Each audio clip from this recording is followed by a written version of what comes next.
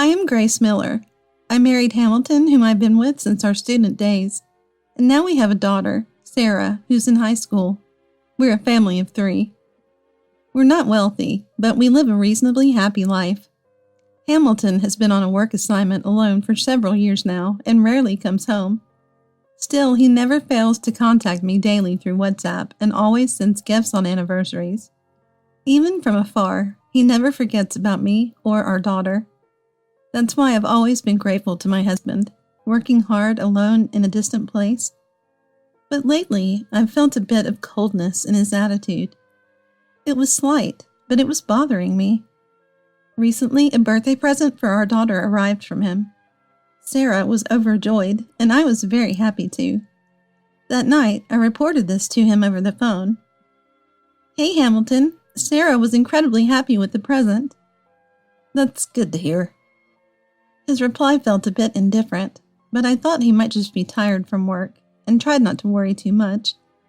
"But you know, if you had been here to give her the present yourself, it would have been even better. You haven't been home for months. Sarah doesn't say anything, but I think she's feeling lonely. I'm lonely too." I gently conveyed my true feelings like this. However, his reply was still very cold and curt. "Sorry, I can't make it home easily, but I'm sending enough for living expenses to the bank account, so you shouldn't be having any trouble, right? I'm busy with work here, so please don't be selfish and cause me trouble." With that, he hung up the phone, unilaterally. I worried if I had made him angry. He's working hard alone, far away. This solo assignment won't last forever. I decided not to complain anymore until we could live together as a family of 3 again. Several months passed since then. Hamilton's absence from home continued as before. But something had changed. The daily WhatsApp messages he used to send stopped coming altogether. When I called, he would say, "I'm busy," and hang up quickly. I started to feel a growing distrust towards my husband. The school went on summer break, and my daughter, who's been working hard at her part-time job, said to me, "Hey Mom, next week is Dad's birthday, right? I've saved up for my part-time job, so I want to give him a present. What do you think would be good?" My daughter, wanting to give her father a gift with the money she earned from her part-time job? I felt very happy about her growth. "Whatever you choose, Sarah, I'm sure he'll love it. A present with the money you worked hard for? Hamilton will definitely be happy." "Do you think so? Mom, will you come with me to pick out the present tomorrow?" My daughter asked, a bit shyly. It reminded me of how she's still a child in some ways. A gift from my grown-up daughter. I'm sure my husband would be delighted. On the other hand, I had a bad feeling. But I couldn't let my daughter notice that. "How much are you planning to spend?" I asked her about her budget.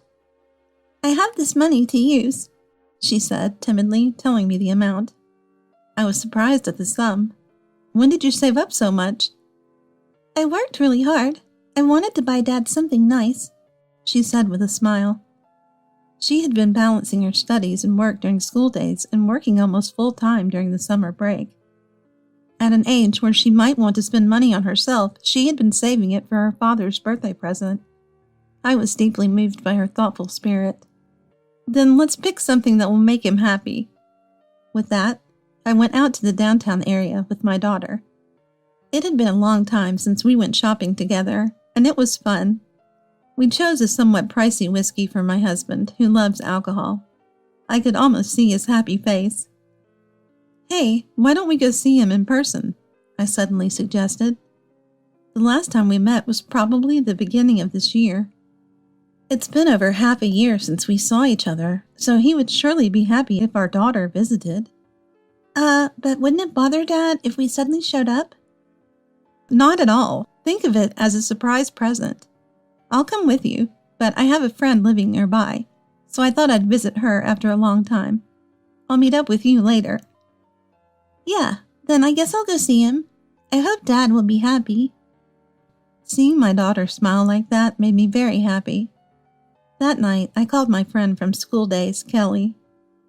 "Grace, it's been a while. What's up so sudden?"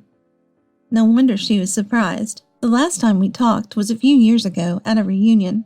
Since then, I hadn't been in much contact, and now I suddenly called her. Sorry for calling so suddenly. Actually, I'm going to be in your area soon with my daughter. I was hoping to see you then. Oh, is your daughter coming too? No, it'll just be me. She's going to give a birthday present to her father. He's on a solo assignment there right now. Really? But wouldn't it be better to spend the time together as a family? Why are you going separately? Well, there's something that's been bothering me. I want to talk to you about it in person. But I needed to give her the gist of it over the phone. I felt that Kelly would understand and give me good advice. So I ended up telling her all about my suspicions towards my husband. I see. If that's the case, maybe I can help. Your husband had a reputation for being a ladies' man since our student days, Grace. I thought he settled down after marrying you. But a woman's intuition is often right at times like these. This is from my own experience. I want to hear more when we meet, Kelly said. Contacting her was not just because she lived near my husband's work location. There was a deeper reason, but that's between us. You're the only one I can talk to about this, Kelly. I really appreciate it. Just hope Sarah doesn't end up getting hurt, she said. Exactly. I hope it's nothing. But honestly, I don't want to see my daughter, who adores her father, get hurt. My worries were just me overthinking, and I hoped nothing would happen. Hey, Grace, I have a suggestion. Kelly started proposing a plan to clear my doubts about my husband. She herself had been cheated on by her ex-husband, leading to their divorce. She seemed to know what to do in such situations from experience. That sounds really helpful, but should I ask you to do something like that? Leave it to me. I've been through similar experiences. I can't promise I'll be of help, but I'd be happy if I could be, she said. I hoped it was really nothing, but unfortunately, my bad feeling turned out to be true. A few days later, Kelly contacted me. Grace, I found out quite a bit. I'm sending you some photo data to check. With that brief message, she sent several photos. She had investigated my husband. My old friend turned out to be capable of detective-like work. Shocked by the contents of the data. Although I had braced myself, it was still a big shock when I actually saw it. Does this count as cheating? It's hard to say without more proof, but at least it's evidence of him acting suspiciously and secretly. Yes, it's probably cheating. As we talked, I felt my mood darken. I was shocked myself, but the thought of my daughter, who innocently adores her father, made me even more depressed.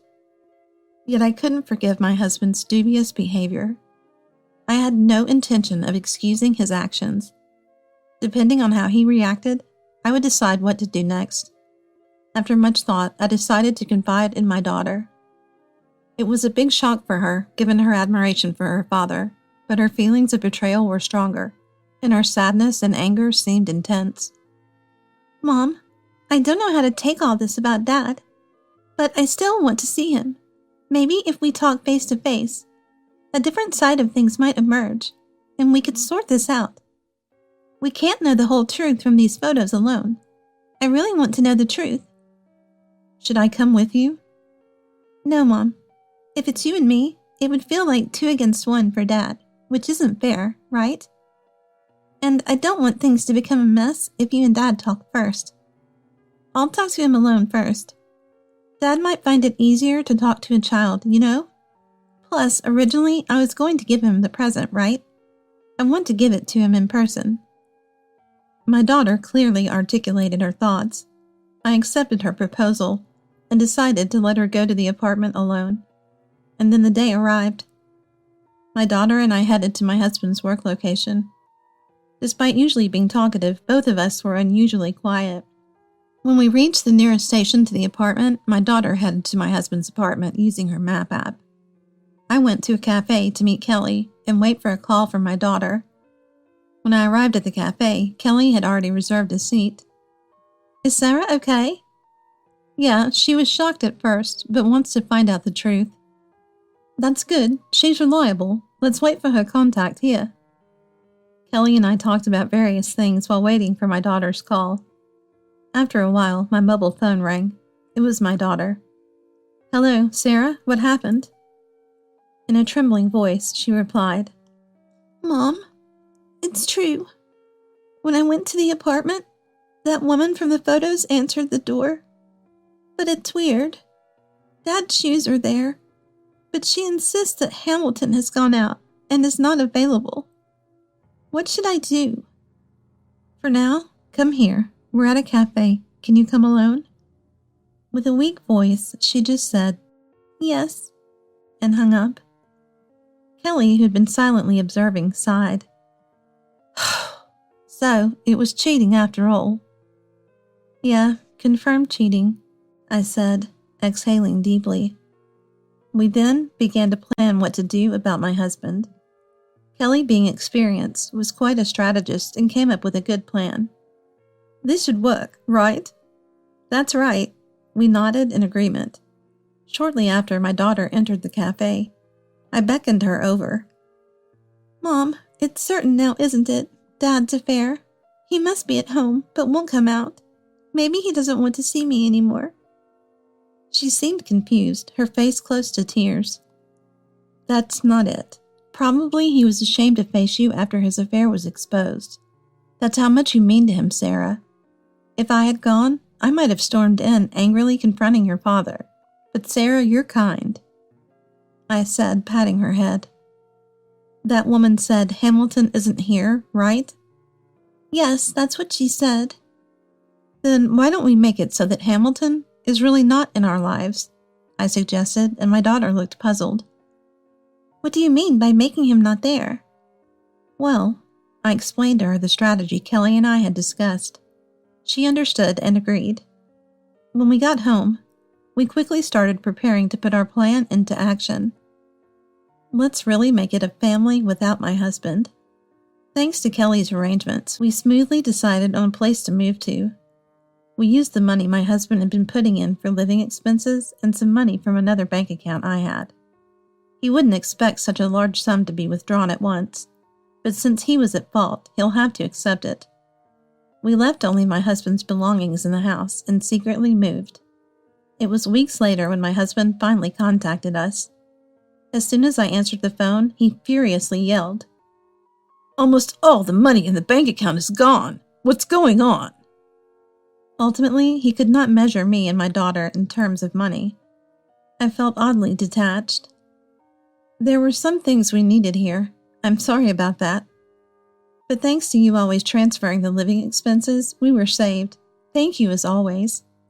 I feigned ignorance, expressing my thanks as usual, though my heart wasn't in it. "Well, if you needed it, that's okay. But next time, consult me in advance, okay? It's shocking to have such a large sum withdrawn suddenly."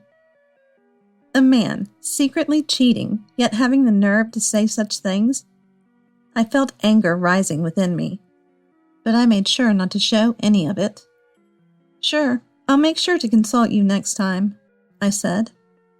"That's good. I finally have a long weekend coming up, so I'll come home for the first time in a while. Let's talk about various things then," he said, ending the call. Of course he has a lot to talk about, but if he thinks he's in control, he is mistaken. "Right," I said mischievously to my daughter. "Your dad is coming back this long weekend."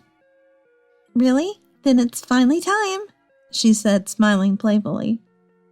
"I'll be back on the plane, arriving after lunch." A message from my husband appeared on my mobile phone.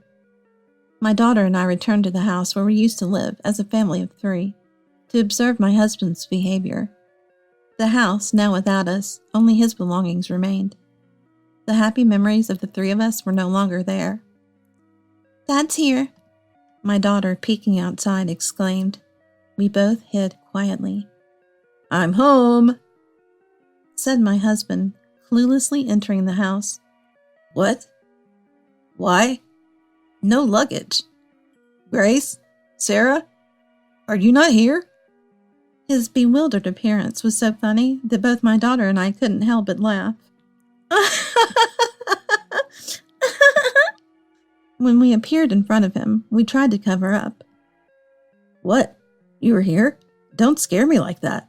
Why is the house so tidy? Did you clean up? Just tidied up a bit, but why don't you come in first? I urged him. Entering, he dropped his bag in shock, seeing the orderly living room and kitchen. What? Why? The cupboard's gone. The TV. But only my stuff is left. He was utterly confused. Watching him flustered was quite amusing. Hamilton, there's a present for you, right, Sarah? My daughter nodded and took out a wrapped gift. Yes, you know, Dad, I went to your apartment on your birthday to give you this present. I bought it with my part-time job money. She held out the wrapped bottle of liquor. Is that so? Thank you. He awkwardly tried to receive it, but my daughter quickly avoided and moved it back in her bag. His confusion deepened at my daughter's subtle defiance. That day you were in the room, right? You knew I was coming, so why pretend you didn't? My daughter glared sharply at him. His expression betrayed his inability to hide. Some woman answered the door and said you weren't there. What does that mean? She questioned him calmly, and he couldn't hide his panic. No, I don't know any woman like that. Maybe? My husband stuttered, seeing his pathetic appearance. I was utterly disillusioned. It's impossible you don't know, right? Because she was in your room, and she even mentioned your name, saying Hamilton is not here. Isn't it strange that you claim not to know her? My daughter continued pressing him, and my husband looked utterly perplexed. That is, she is someone from work, a work-related person. He tried to make a strained excuse, but my daughter wouldn't let it pass.